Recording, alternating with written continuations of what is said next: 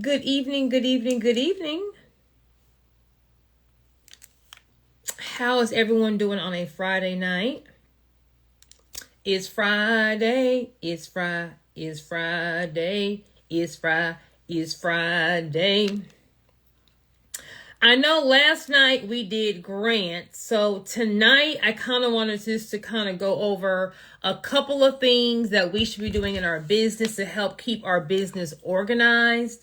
We are coming up to the end of the year, so we need to start getting our books together. We need to start getting these invoices, these receipts, so that we can start organizing our income and expenses to be giving to our bookkeeper. Giving to our bookkeeper, CPA, or accountant. Okay.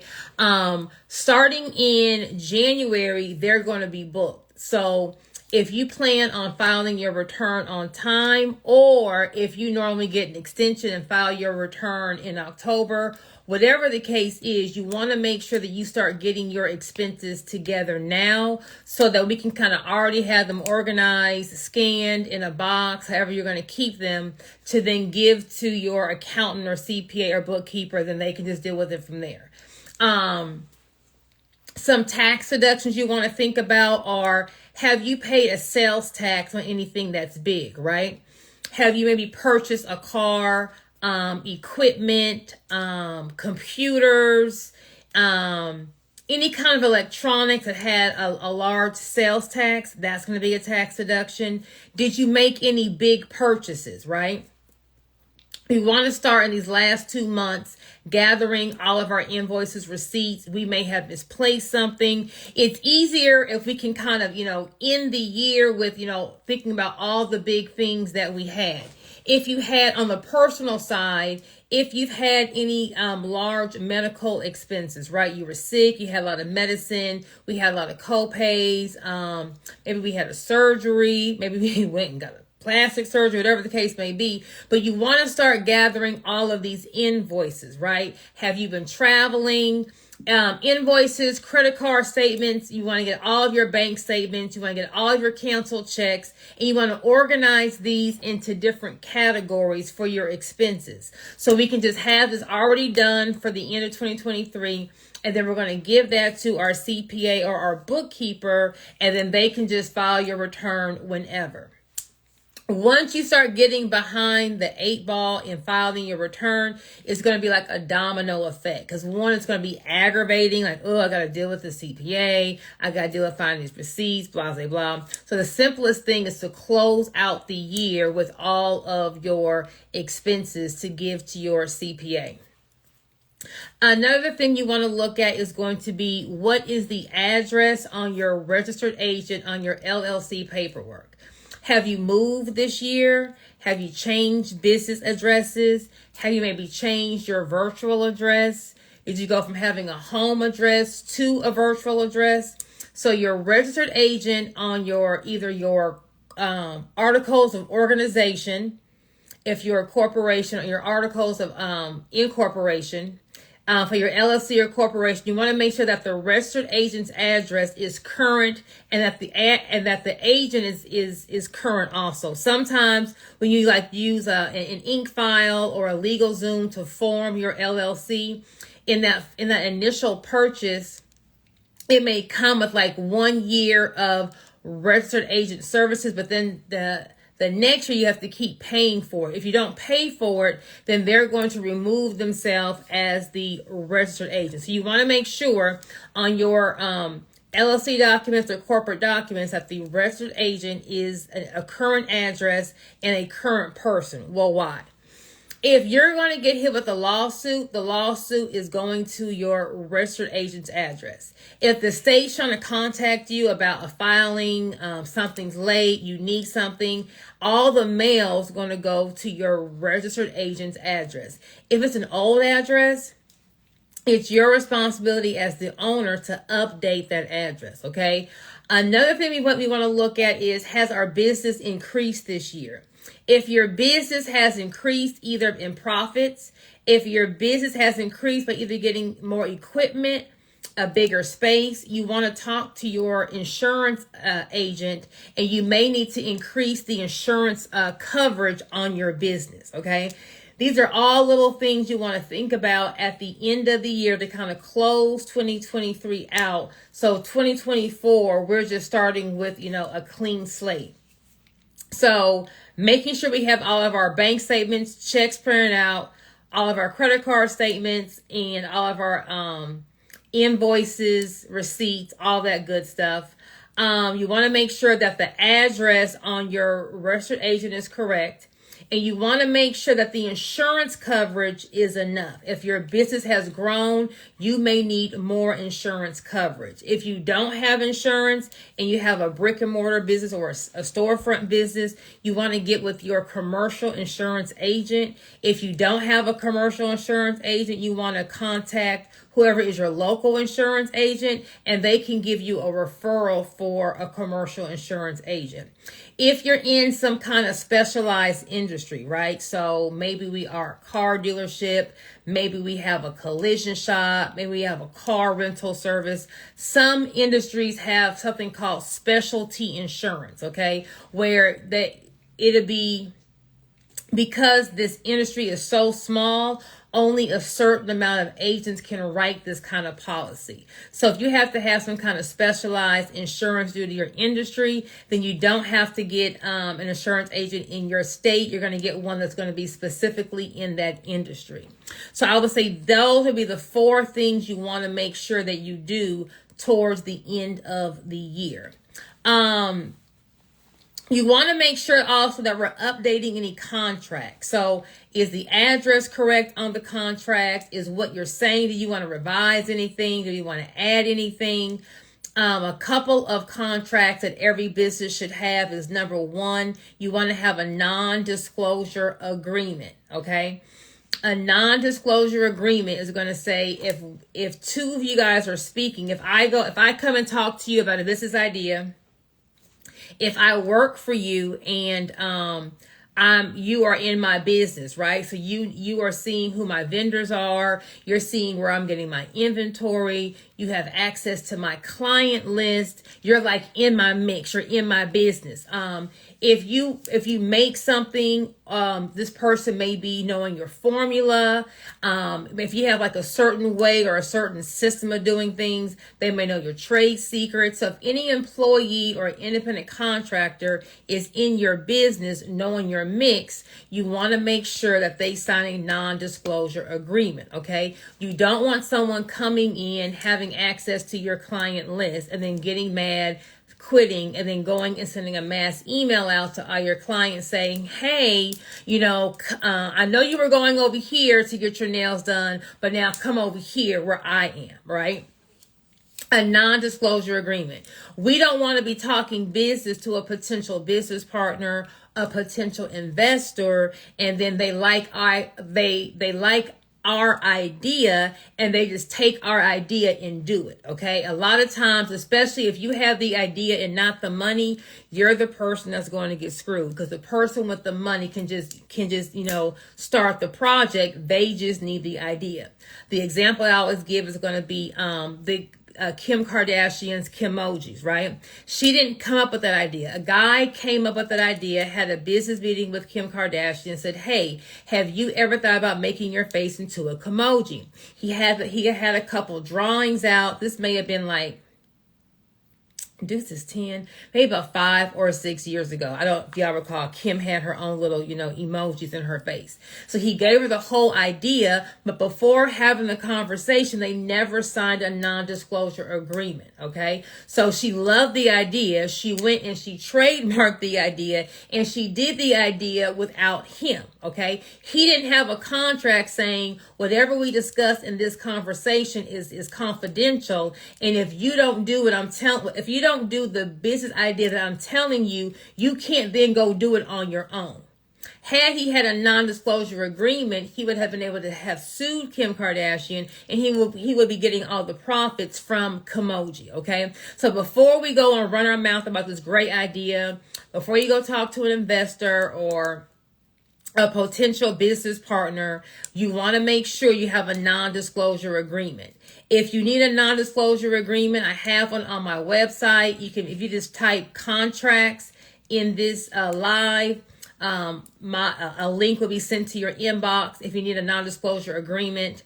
The other contract you want to make sure you have is going to be a copyright transfer agreement. A copyright transfer agreement is going to have you own whatever you have someone create for you, right? So if you have someone creating your logo, taking pictures, doing videos, you want to make sure that you own that content. The example I always give is going to be Sweetwater Brewery out of Atlanta. 30 years ago, they started their company and they had a family friend draw their logo and they paid the family friend $500. Fast forward 30 years later, the company grew and they sold Sweetwater Brewery for $300 million. Well, what do you think the family friend did? They sued them for $30 million because they said, we own that logo. Copyright law is this: whoever creates the content owns it. So if I have an online boutique and I hire a photographer to come take pictures of me, although I've paid him, right? Although I've paid him, he still owns the copyright in those photos. If I hired a videographer to come, video me, doing content, although I paid him, he owns the copyright. He owns those videos. So he can still use those videos. They're his videos, although I paid him. Copyright has to be transferred in writing. You can't transfer ownership in real estate just verbally. You have to sign the deed. In copyright, you have to, have in writing that I'm transferring my copyright interest in what I created to you. If you have an employee in your business who's creating content, right? Maybe they are helping you. I don't know if you're like an online creator or a coach. Maybe they're helping you with some kind of ebooks, right? Or checklist. If they are writing anything for you, they own it. Although you pay them and they're your employee, whoever creates it owns it, unless they transfer their ownership interest in what they created to you. So you want to have a copyright transfer agreement. You want to have that for any employees that are creating content for you. Before you have a photo shoot, you want to go ahead and have that photographer sign that copyright transfer agreement. If you're going to have a video shoot, you want to make sure that videographer signs that copyright transfer agreement. If you're going to have a graphic designer design your logo, you want to make sure that they sign that copyright transfer agreement. That gives you the ownership in the content that someone else created, okay? If you don't have a copyright transfer agreement, I do have one on my website. Just type contracts in this live and a link will be sent to your DM, okay? So we want to make sure that we have a non-disclosure agreement and we have a copyright transfer agreement. The third contract you want to make sure that you have is going to be an operating agreement if you have an LLC or an LLC tax as an S Corp. The operating agreement is just going to be like a corporate formality. It states how the LLC is going to be ran. If there's more than one member of the LLC, then the operating agreement will kind of serve as your partnership agreement. If you get hit with a lawsuit, the first thing opposing counsel is going to do is they're going to subpoena your operating agreement. Okay, so it's like more of a corporate formality. We just want to make sure that we have it. It's better to have our I's dotted and our T's crossed, before we get caught not having what it is that we need. If you need an operating agreement, I have it on my website. You can just type contract in this live and a link will be sent to you. Knowing our numbers. It's important that we understand our numbers and are we making money or are we losing money? There's different software. You can do QuickBooks, you can do FreshBooks. If you're not really you can even do a Google Sheet or an Excel spreadsheet where you put all your income, right? So all your sales, all your income, and then you want to minus it with all your expenses. The reason why we need to know our numbers is because if you're a new business, you want to know what months are going to be your heavy sales months and then what months are going to be your skim months. in any industry that you're in, it's not gonna be, in every industry, there's going to be a skim season, a slim season, right? And we need to know what season is that for us, so we know how to prepare for that. So let's just say the summertime. Okay, let's say I'm a hairstylist. First, if I'm a hairstylist, the summertime is going to be a slower season, right? The kids are home. People are probably going to be getting braids and, not coming in normally. Families are on vacation. People are out of town. So in the salon industry, the summer months are slower. If I am a hairstylist, if I am a barber, and I think a barber is a little different because it's for guys and they go every 2 weeks regardless. But if I'm a salon owner, I need to know that. So when Valentine's Day comes and income tax time comes and I'm just rolling in the dough, I'm not spending all that money, because I know come June, come July, and that first half of August is going to be a little slow. I may need to put some money aside to help cover rent, help cover expenses, payroll, those kinds of things. So it's very important that we understand our numbers. If you are not a computer person, like I am a paper and pen person. Hold on. I'm a dinosaur. So I made a little business tax planner, right? I like to manually write down all of my numbers. So every day I will write down like what I made. Every day I'm going to track what expenses went out, and I'm going to manually do my numbers. I know. And after I manually do them, I'll throw them into a Google Sheet. But for people who are, not trying to learn QuickBooks, people who are like, hey, I really don't have time for all that. Trust me, I know. I have a business tax planner, right? So you'll write out all your expenses here. Sometimes you gotta just, do what you gotta do, right? These bills gotta be paid on time. So I have like a little thing here for your bills, but you want to make sure that you are tracking your income and your expenses every single month. So you can subtract the two. So I know, did I make money this month? When we're in our business, sometimes we just get caught up in the hustle and bustle, right? Paying the bills, getting the inventory out, trying to get some more clients, all of this. And as long as we're paying the bills, as long as the business is going, we don't really know what we're doing, but it's just going. No, we need to know this month, how much did we make profit? Compare this month, this year versus this month last year. Am I increasing in my numbers? Am I decreasing in my numbers? So that's why knowing your numbers is so important. Okay. Once again, there's software like QuickBooks, FreshBooks, I believe, and I think NetZero. You can also track your income and expenses on a Google Sheet or an Excel spreadsheet if that's your mix. I do have a business tax planner. Anything that I use for myself, I always just sell. A business tax planner is going to be a digital download. You just print it out. It has a calendar for the year. It has like a whole bunch of checklists for like your for knowing what to have for your tax returns. And it's going to have, you can track all your income and all your expenses for your business if you're like a paper and pencil dinosaur like your girl. Okay, so if you want the link to the business tax planner, just type in planner in the chat and you'll get a link to that. So we're going to make sure that we have our registered agent information updated, so that's current. We want to make sure that we have the correct contracts for our business, so a copyright transfer agreement and a non-disclosure and an operating agreement. You want to make sure if our business has grown that we have enough insurance coverage.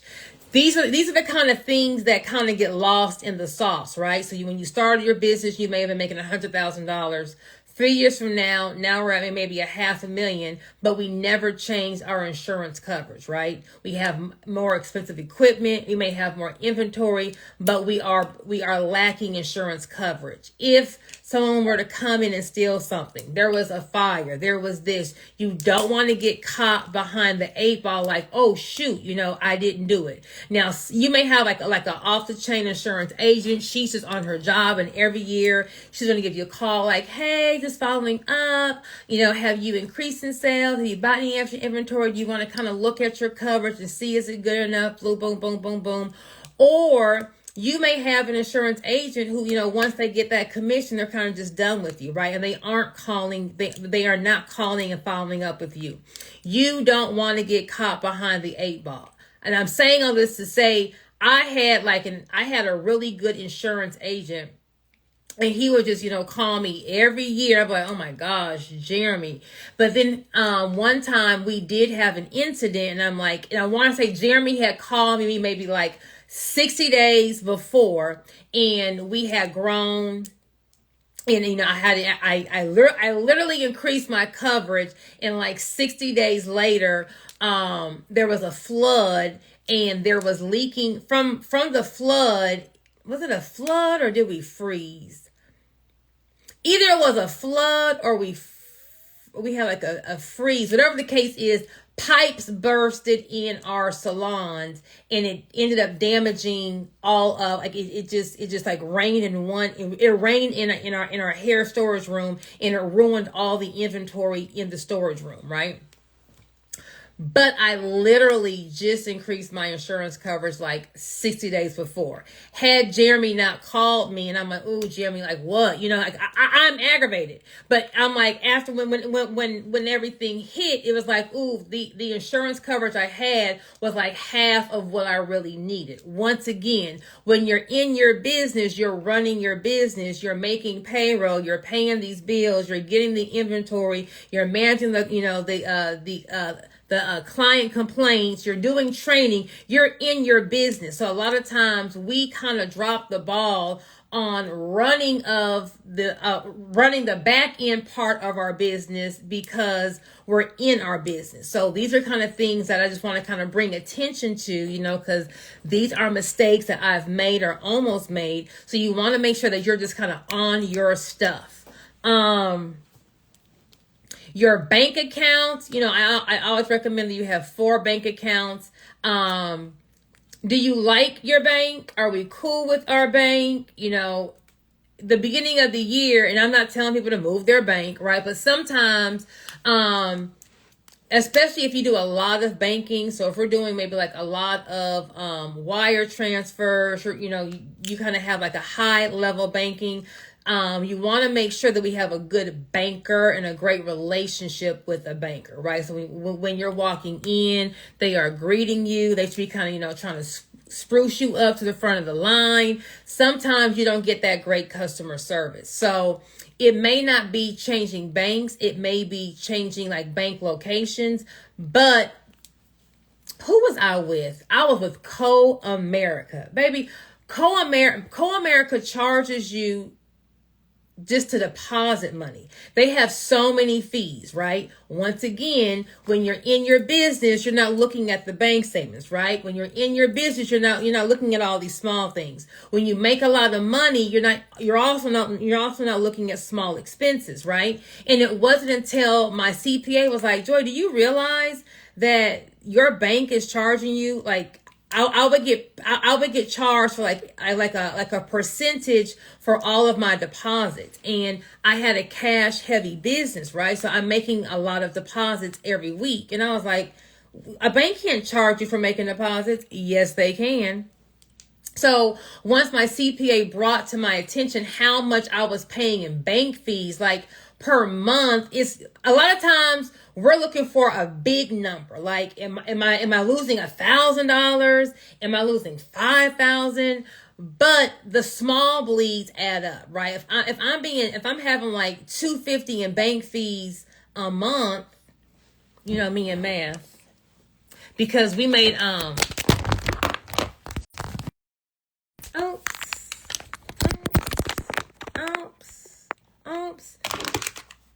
we did a lot of cash. That's like $3,000 just to put money in the bank. I'm paying you $3,000 to give you my money for, like, that doesn't make sense, right? Well, is $3,000 a lot of money? Well, depending on how much you're making, no. But imagine if I'm doing that for 10 years, that's $30,000 that I'm paying just to put my money in the bank, right? So small little things like this, so going over your bank statement, seeing, what kind of fees, that's when I realized, come Erica, like, baby, you ain't the bank for me because I can't pay you to put money in the account. So you want to kind of look at small things. Are we paying for unnecessary apps? Like, have you downloaded some apps for your kids and they are no longer using it? These are on 19, 24, 16. If we have 5 of those a month times 12 months, see, these small little things add up. We want to make sure that, we are being a good steward of the small numbers so that everything lines up. Anything that I'm spending, I need to be getting something in return. We don't want to spend $100 a month in apps that we're not using. That's $1,200 a year that we're just kind of giving away versus putting that $1,200 into marketing, into inventory, into payroll, into getting a trademark, into getting a holding company. Like, there's always something that we could put this money towards when we're in business. So those are kind of the things I would say to look at as we are closing out the year so that we are ending 2023 with a bang. Now, if you have any specific questions, let me see. I can answer a couple of questions since I'm already on this live. Let me see if we have any questions. Let's see. But how y'all doing tonight? Did I miss anything? Contracts, organizing your business, your numbers, your registered agent. If you have changed maybe your virtual address, you want to make sure that you update that address on your LLC by filing an amendment. And then you want to update that with your EIN. Can you repeat exactly what the registered agent is? So the registered agent is going to be the person who receives mail on behalf of your LLC. So if someone's trying to mail you something or mail the LLC something like a lawsuit, if someone's trying to serve a lawsuit, that's the address it has to be served to. If the state is trying to contact you because maybe you forgot to fill your annual report or you owe them a fee, they're going to mail it to your registered agent's address. You can be your own agent. You can hire a company to be your agent, but the agent has to be in the state that the LLC is in, okay? The importance of the registered agent is because if you were to get sued, the process server is going to that address. If you've moved, if the address is no longer good, they're going to go to that address to serve you. Depending on the state, on average, they have like the process server can go 3 times. After they've gone after they've gone there for 3 times and whoever is the registered agent is not there, they can just leave that lawsuit at the front door of that address. If the registered agent was you and it was maybe an old address, you're no longer there, the lawsuit is going to be sitting at this old address. You're not going to know it's there. Depending on the state, but on average, you have 30 days to answer a lawsuit. If you don't answer the lawsuit in 30 days, then the other party will win by what they're going to call a default judgment. You never responded to my lawsuit, so therefore I just win because you didn't respond within the certain amount of time. For that reason alone, we want to make sure that our address for the registered agent is a correct address. It's a current address. And the person who's being your registered agent is either a company that you're still paying or is someone like you. Like, you don't want to have your husband on there and then you get divorced, right? You want to make sure that whoever is that agent is someone that's going to be able to give you whatever it is that is being served to you. like I said, it's your responsibility as the owner of an LLC to let the state know or to let anyone know where your business is. And you let them know that by your registered agent's address. So if you have moved, you want to do an update, not an update, you want to do an amendment. You want to go to your Secretary of State and you want to amend the registered agent's address so that it's going to be a current address. So if something is coming as a business owner, you want to get it as soon as possible, right? Like, so I'm always my own registered agent, because if someone's suing me, I want to get that lawsuit on day one. I'm not ducking and dodging. Let me get the lawsuit so I can go ahead and get my attorney to go ahead and answer it, and whatever he needs to fight this, here it is. Now it's off my plate, right? So it's very important that this address is a current address, especially if you've been in business maybe 5-6 years. Your business may have moved since then. You may have moved, and you want to make sure that anyone trying to contact your business knows how to contact your business, and whatever mail is being sent to your business, you're able to get it immediately. Okay. In business, it's better to act. You want to always be on top of things, not kind of, waiting to the last minute to respond. And then the ball drops and now things are going to be worse than what they could have been. So that is what, a registered agent is. I put me as my registered agent is at my physical address at my shop. Okay, so that's fine. The barbershop one. You can be you can be your own agent, and then your business address can be the address. So if you move from that address, then you would need to update your articles of organization, but you can be your own agent. That's totally fine. That is totally fine. What is the best virtual address vendor I recommend? You could do Opus, OPUS. They're a little reasonable. Regus is good, but Regus may be a little pricey for some people. You can try physicaladdress.com. They're also affordable. You do not want to do iPostal. iPostal is going to come as a P.O. box. So I would say Opus, Regus, or physicaladdress.com. Those would be my referrals for getting a virtual address. Okay. Well, it's past 11 o'clock. I have a couple more LLCs to get off. So I am going to let you guys go on a Friday night.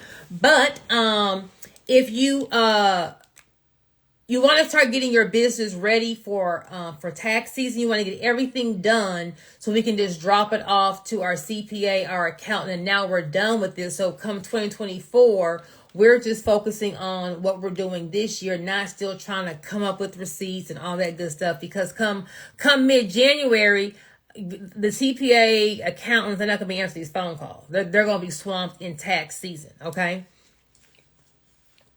When you say you can be your own registered agent, do you mean you personally or your business name? No, a registered agent is going to be a person unless you're hiring a company. So you personally will be your own agent. So if someone's trying to mail you something, if someone's trying to sue you, they're going to walk into your business and say, "Hi, I'm looking for Joy Hunt.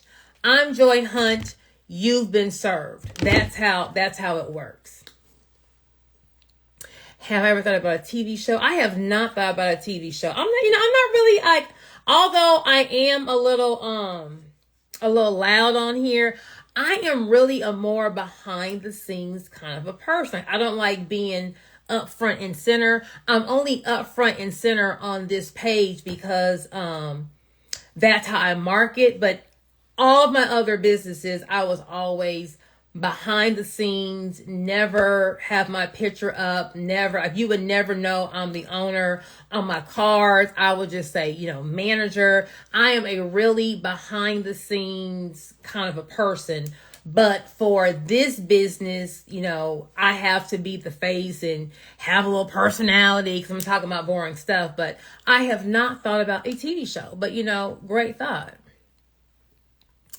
Physicaladdress.com. You should not use iPostal because iPostal comes up as a P.O. box. So a virtual address means that it's going to be some kind of commercial property that you're basically renting for your address.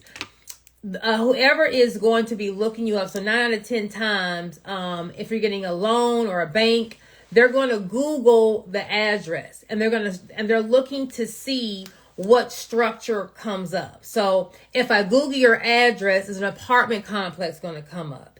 If it does, then you'll be flagged as high risk. If I Google your business and a house pops up, well, it looks like you're running your business out of your house, and then that's going to come up high risk. If I Google your address and the postal service pops up, or a UPS store pops up, or a P.O. box store pops up, well, it looks like you're running your business out of a mailbox, and that makes you look high risk. So iPostal addresses on Google come up as a P.O. box, okay? So we do not want to use iPostal. So you want to use a virtual address, which will be like a co-working space. There's not going to be mailboxes in the lobby of a virtual address. Of a virtual address, they are going to like have like an office suite. There will be a receptionist there, like, hi, greeting you. It's going to look like a big office, and it will have like conference rooms and little office suites that you could rent out if you wanted to meet a client there. But that's what a virtual address is. iPostal comes up like a UPS store, so you're going to be paying to get denied. So we don't want to use iPostal. Would I do a show? James Barber, just DM me. It depends on what the show is about. Okay. If I have any more questions before I log off this line, I do not. So it is Friday night. I'm going to get back to my work. Everyone have an awesome weekend, and I will, of course, see you at the bank.